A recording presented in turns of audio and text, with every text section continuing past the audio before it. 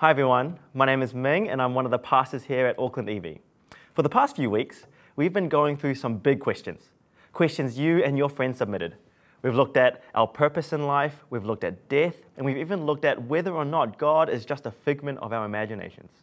If you missed out, you can catch up on those later on our YouTube channel. But today, we're looking at the question of religion. Aren't all religions the same? Aren't they all just heading in the same direction and in the end doing the same sort of thing? We had a number of questions on this topic, and I'm so glad to speak about it today because I grew up wrestling with this exact topic. At first, for my family, it was Buddhism. I grew up going to the temple, praying for an hour or two, kneeling on mats. I had no idea what was going on. It was just what we did. Then, later on, as a teenager, my family started being Taoist. We lit incense every week, bowed down to shrines. I was even a vegetarian for about 8 years. Which, by the way, being a vegetarian isn't as hard as it sounds. My family was incredibly devoted, incredibly sincere. It was hard to doubt them. When I became a Christian, I remember the first conversation I had with my sister. I was excited. I wanted her to learn about who Jesus was and be excited the same way I was about Jesus. But I'll never forget her reply. She said to me, "Oh yeah, that's nice, but they're like all the same anyway, aren't they?" For many in the society we live in, all religions are the same. They're all just doing the same thing, all trying to get to God or salvation or heaven in some shape or form. And when anyone claims that their way is the right and only way, at best, it's just a massive social blunder. And at worst, it's just downright dangerous. But it's not just our society that thinks that. Sometimes we Christians really struggle with the idea that Jesus might be the only way.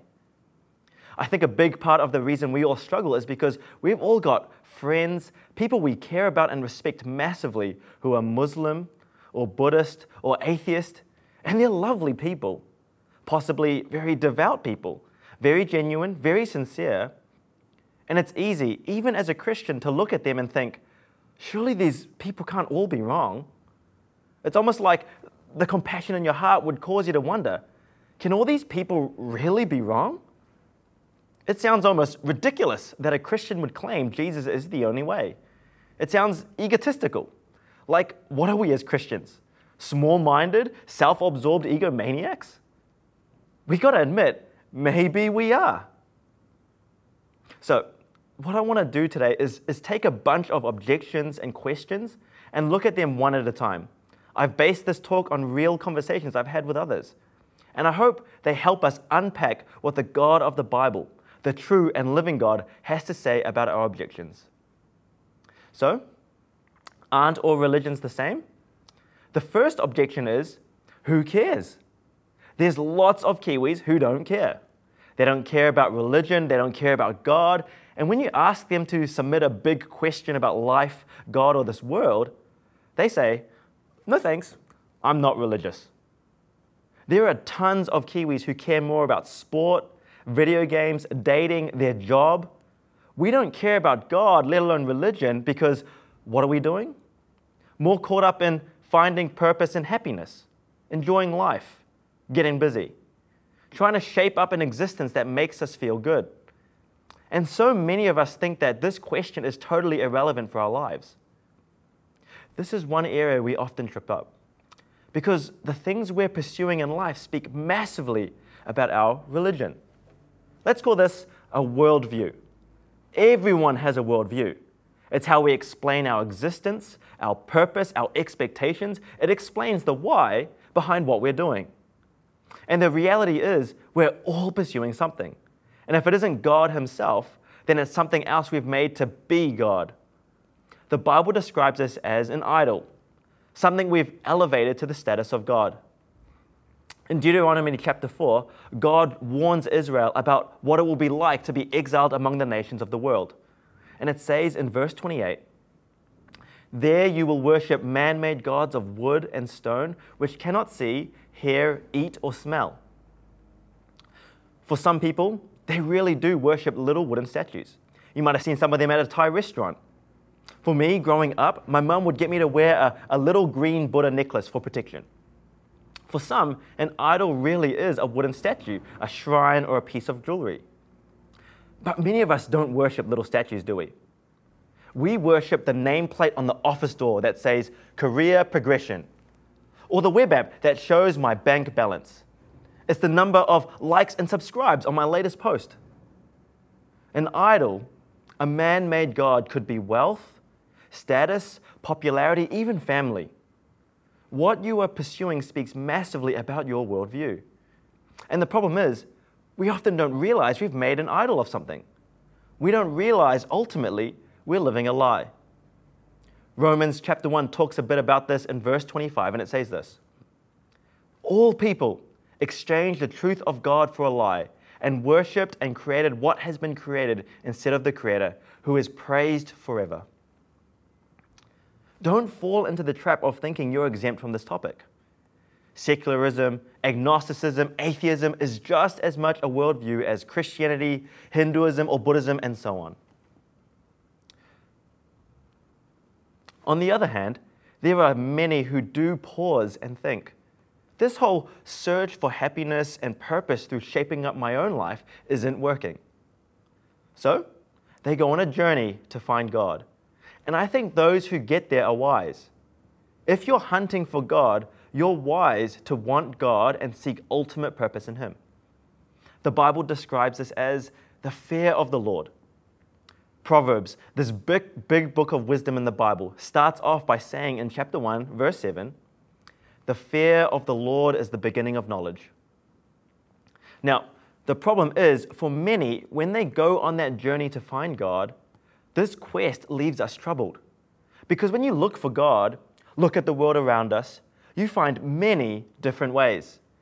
There are so many worldviews, so many religions, pathways, so many options, and they're all radically different.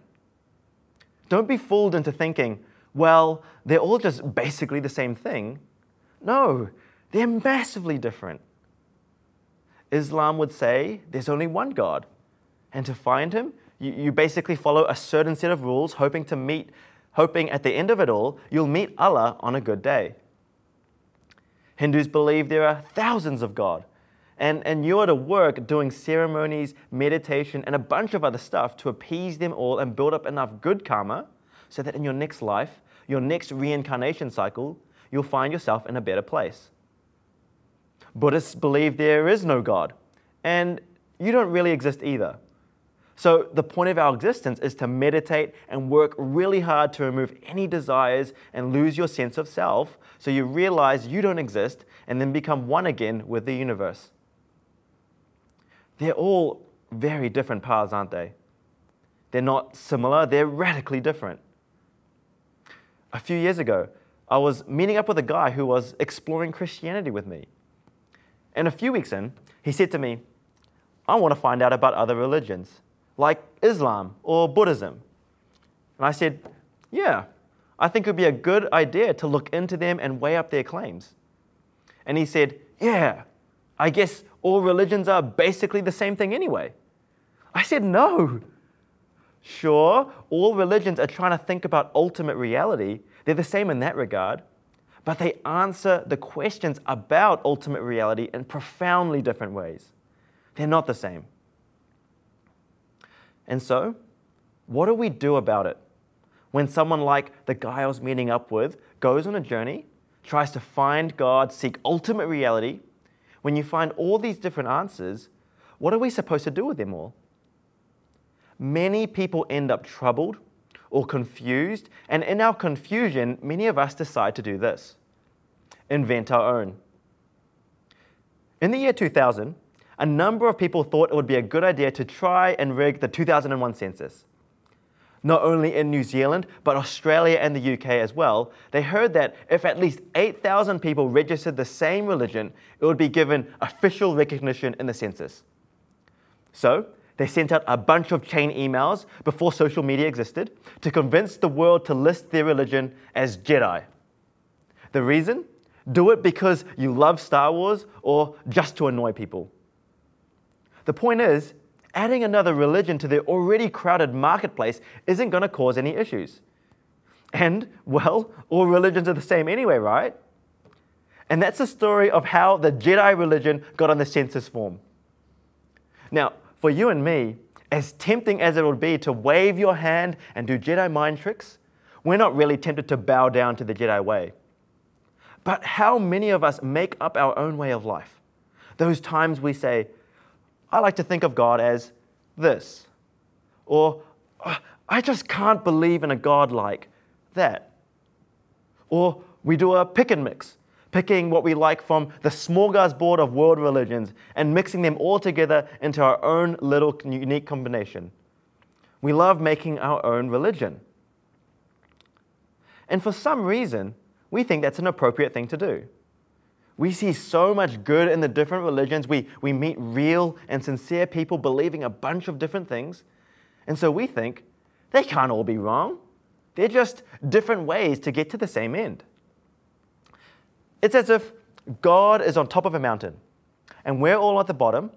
We understand that we all need to get to God, but there are many different paths up the mountain, so it doesn't really matter which path you take.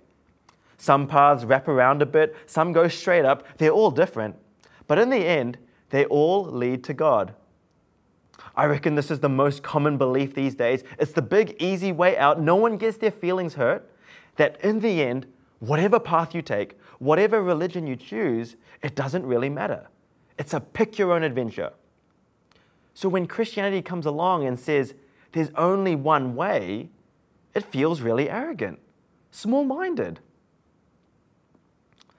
But can I put it to you, it's just as arrogant to assert that there are multiple ways to God. What really matters is what's true. And that's where Christianity is different. Every other religion is about finding your way to God. Christianity is about God finding us. See, if there's a mountain and God's on top and we're at the bottom trying to find our way up, the Christian believes this, that God, the one and only God, has come down the mountain and said to all of us, those other paths are not going to work. Those other paths are just going in circles around the bottom. They might feel like they're going somewhere, but they're actually going nowhere. And then God says, He says, there's going to be a new path. And this is the only path that gets to the top, and then He creates that path. That's what the Christian believes. Now, some of you might object. You might be thinking, as some have said to me, that just sounds ridiculous. As if God would come down and say and do those things. But think with me for a minute. If there's a God, and He's all-powerful, He's the maker and sustainer of all things, and He cares deeply about what He's made, if there was a serious disconnect between Him and us, could He personally come and fix it? He could, right? But secondly, if He did do that, come down and fix the disconnect, would He then have the right to say, this is the only way back? There's no other way. He would, right? It's His creation, His solution, His eternity. Now, I've shared this concept with many friends, and a common objection I get is, yeah, sure, but don't all religions claim that their God has come to tell them the one special way? Well, actually, no, they don't. No other religion, no view of the world claims that their God has come personally, in history, physically, verifiably, to actually tell them the way. Islam claims that an angel spoke to Muhammad over a period of 23 years or so, and he wrote down all those things in the form of the Quran. And there's no witnesses of the angel appearing to Muhammad. No one else saw it happen, no records of it happening in history, just Muhammad's word. Very different. Buddhism is based on a man called Buddha, who one night sat under a type of fig tree and meditated enough until he discovered for himself the Four Noble Truths and Eightfold Pathway to Enlightenment. No one else heard it or saw it, just Buddha. Very different again. None of the other major religions claim that God has come personally in history in a very public, verifiable way. Not even Judaism, and that's their whole point. They say, don't believe Jesus is God because we're still waiting for God to come. The claim of Christianity is that God has actually come and become one of us as a man. Jesus, the God-man. And it's as if he's grabbed our shoulders, looked us in the eyes, and says very clearly, I'm your God, and I'm the only way. Come with me to John chapter 14, the passage we read earlier. The context of this passage is Jesus is sitting with his disciples on the night before he's crucified, on the night he's about to die. And he's speaking to them about his departure, trying to comfort them. They don't really know what's up, so they have a bunch of questions. Have a look with me at verse 8. Lord, said Philip, show us the Father, and that's enough for us. Jesus said to him, have I been among you all this time, and you do not know me, Philip? The one who has seen me has seen the Father. How can you say, show us the Father?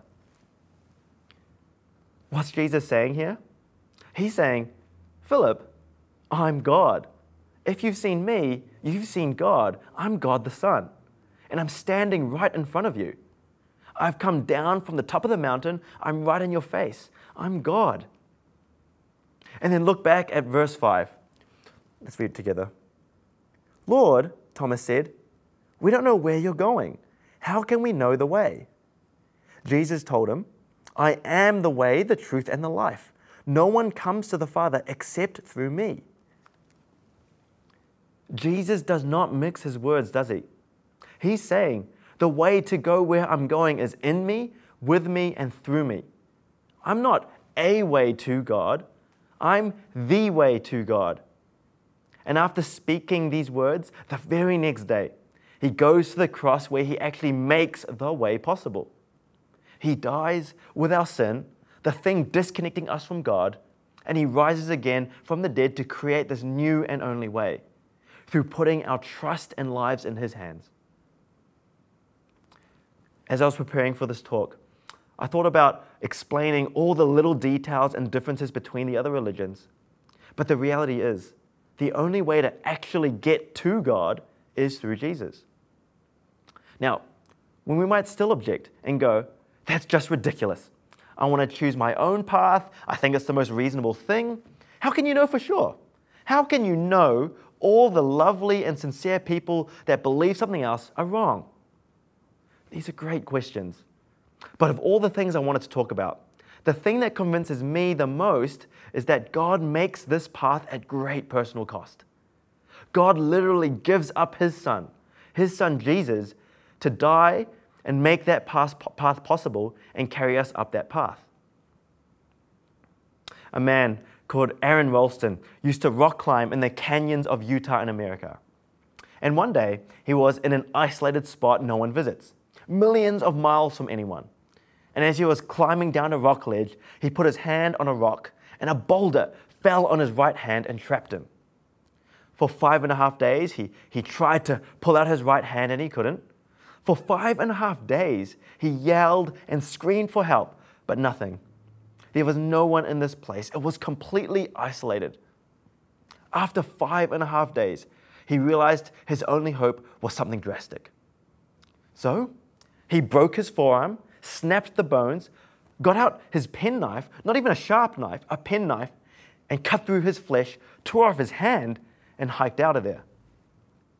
It's a crazy story, isn't it? They even made a movie on it, 127 hours. You might have seen it. Aaron now does this motivational speaking tour where he goes around talking about making tough decisions. Now just imagine he's speaking at some conference, speaking about these 5.5 days, I cut off my whole arm and so on. And a man comes up to him and says, hey Aaron, I think I know that place where you got trapped. Oh yeah, says Aaron. Yeah, and the canyon with the boulder and the ledge, does it look like something like this? Yup, that's where I was, and that's the boulder, says Aaron. That's the boulder. Did you know, Aaron, if you just push the boulder like this, it actually rocks right off? Now, imagine Aaron Ralston's reaction. He'd be like, oh, what was I doing? Do you mean if I just pushed it that way, I wouldn't have had to cut my arm off? No, his reaction would have been, what do you think I spent 5.5 days on? What do you think I did while I was stuck there? If I'm going to take such a drastic action of cutting my hand off, don't you think I'd have tried? Don't you think I'd have pushed it every way possible? I only cut off my hand because there was no other way. Now think with me about God. The Bible presents that God, in his deep love for us, sent his Son to die in our place.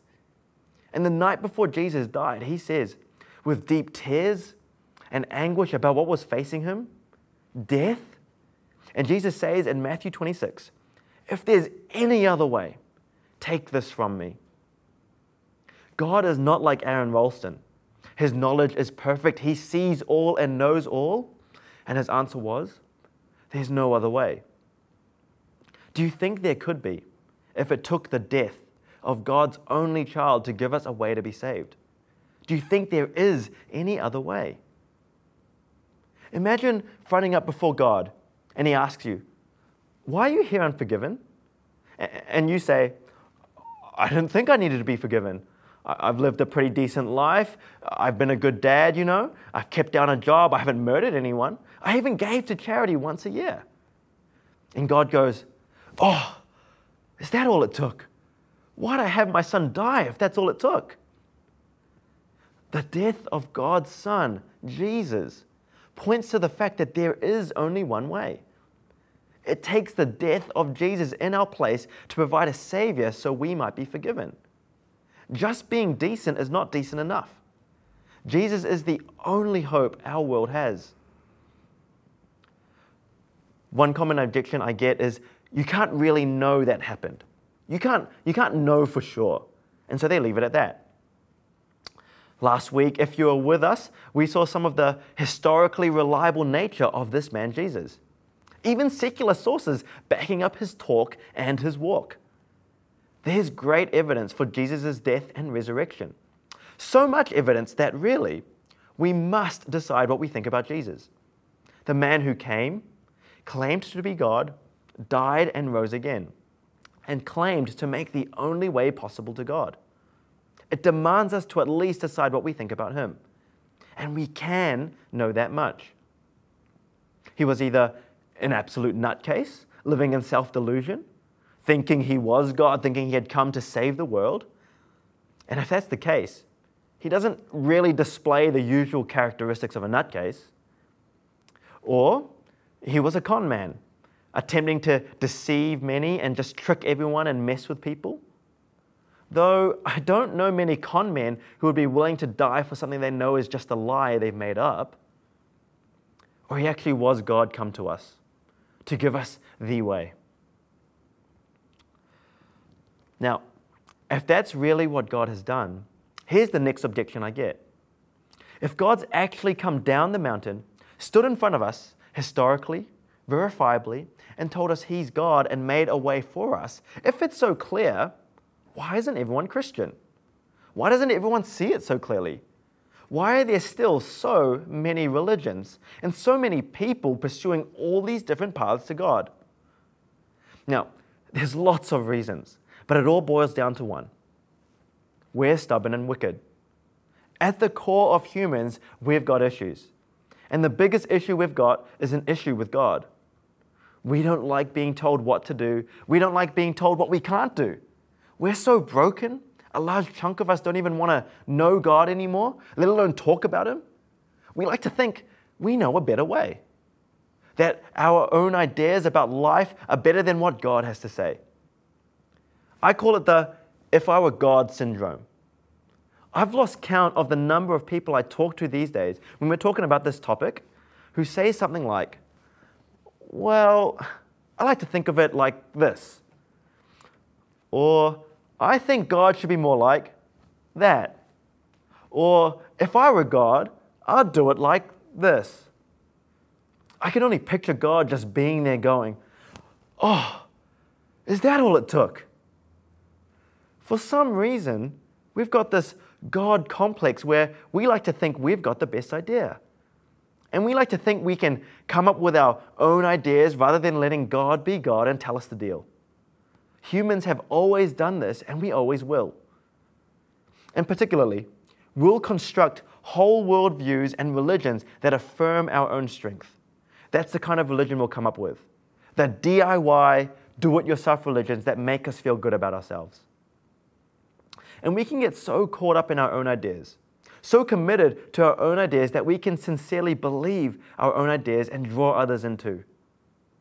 And many, many, many people can be very sincere, but be sincerely wrong. That's the devastation. In Matthew chapter 7, Jesus talks about two paths, one wide and the other narrow. And many are on the wide path that leads to destruction. Jesus said it would be like this. So if you're shocked, don't be shocked. Be devastated like God is. God's heart breaks for the people on the wide path. That's why he came. That's why he gave up his son. Be devastated, but don't be shocked. See, there's two types of paths we can take. And I would say two types of religion or worldview that exist. There's the kind of religions, and I'll put them here on the left, that are DIY religions, the climb the mountain yourself to get to the top, to get to God religions. Islam's got its follow your 5 pillars, Buddhism's got its 4 noble truths and 8-fold pathway, Hinduism's got its relentless ceremonies, Judaism's got its strict following of the Torah, even atheism's got you fighting for your own survival. You have to be the fittest, the best, make your own destiny. They're all do-it-yourself, work hard, climb your way to the top worldviews. And they make us feel good about ourselves. It's about our strength, our ability. But the bottom line is, they're all just going in circles around the mountain, which is why God had to come down. So we've got the DIY kind of religion here. And then there's the religion where God does it for us. It's do versus done, climb versus carried. In God's kindness, he carries us up the mountain. We need his help. And there's only one that falls in this category. There's only one that clearly says God has come to us to do it for us. And believe me, I'm the first to say it's incredibly hard, incredibly humbling to admit that I can't climb the mountain myself, that maybe I don't know what's best. Christianity stands here alone, where God actually comes to us, told us it's not about us, not about our own strength or efforts, but actually asks us to hold his hand while he pulls us up. He puts out his hand and says to everyone, says to all of us, you want to come? I'm the way. Put your trust in the life I've lived on your behalf, the death I died in your place. Put your trust in me, says Jesus, and you'll find and be with God. I recently read some of Stephen Batchelor's translation of the Buddhist scriptures. And this is what is said to be Buddha's final words to a group of monk followers. This is the last message he wanted to leave his followers. Strive unceasingly. A classic DIY religion line. Work and keep climbing until the very end. And then we come to Jesus' final words before his death. It is finished. There's a clear line that separates these two categories of religion. And that line is the difference between do and done. This is the great joy and freedom we have as Christians. It's the freedom and peace we receive knowing that in Jesus, it is finished. Amongst all the different religions of the world, worldviews people have, God, he comes down to us, cuts through all that, and offers us the way to truth and life. Jesus dies in our place and offers us life forever. What incredible news this is. To think that God loved his creation so much that despite our messiness, our confusion, and even rejection of him, he doesn't leave us stuck. No, he gives us a way at great personal cost to himself. All religions are not the same. Only Jesus saves. The question for all of us today is, who are we going to trust with our future? Ourselves? Continue to struggle and strive to be good enough? To make enough of life that you hope it's good enough? Hope you are good enough for God? Or will you trust the one who came to earth to carry you and me through death, the one who died for us so we could be forgiven and have life that lasts forever? Can I encourage you today? Stop struggling on your own and entrust your life to Jesus. Let's pray. Dear Heavenly Father, we thank you that in your Son Jesus, you have come to us. That in all of our efforts and our confusion and all the different paths we've made up, that you have given us away. You have revealed us the truth, and that in your Son Jesus we receive incredible grace, freedom, and peace, knowing that you've pulled us up, that it's not about our works, our efforts, and the many times that we have fallen short. You have shown great mercy and kindness and offered us a way. Might we take hold of this? Might we trust in your Son Jesus above all else and put our lives in his hands? We pray this in Jesus' name.